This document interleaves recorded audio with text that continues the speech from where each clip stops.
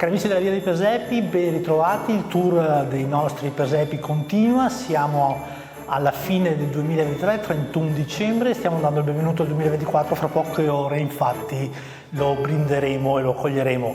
Siamo a Volpago del Montello, come dicevamo, e siamo in compagnia di Giovanni Saviane, che è il componente del gruppo Amici del Presepi di Volpago, e un suo collaboratore, Riccardo Valerio. Ben ritrovati a tutti e due. Grazie. Che dire, raccontaci un attimino quello che quest'anno avete voluto realizzare col vostro presepe. Allora, quest'anno il presepe, come l'anno scorso, l'abbiamo portato in chiesa e quest'anno abbiamo deciso di fare l'ambientazione in un paesaggio agricolo degli anni 30. Quindi sempre con statua in movimento, la statua principale nostra che è la Maria che scopre il bambino e San Giuseppe che si accinge a abbassarsi a guardarlo mentre lei lo scopre.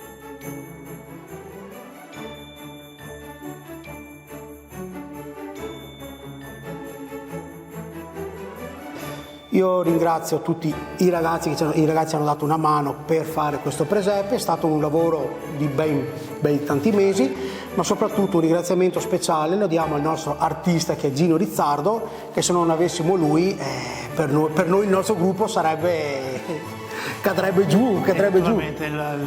La sua maestria la vedrete solo venendo a Volpago a visitare, perché è veramente un bel presepio, come tutti gli altri d'altronde.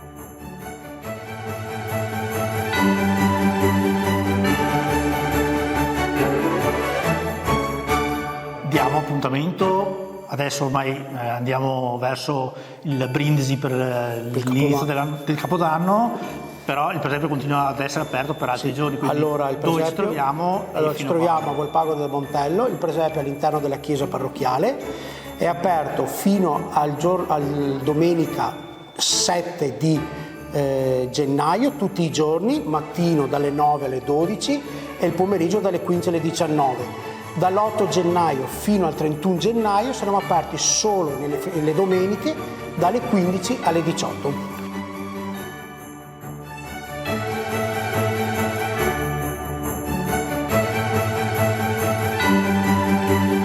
Avete capito bene tutto quello che vi ho detto i nostri collaboratori qui, degli amici del presepe di Volpago, e insieme a loro anche Christian Bison, che è il titolare del percorso Paesi Presepi. Vi diamo appuntamento, intanto vi facciamo gli auguri per un buon 2024 che sta per iniziare fra poche ore, e vi diamo appuntamento alla prossima puntata. Se volete sapere dove, dovete fare altro che seguirci, quindi buon fine anno a tutti, buon 2024 a tutti, e venite a Volpago del Montello a visitare questo bellissimo presepe.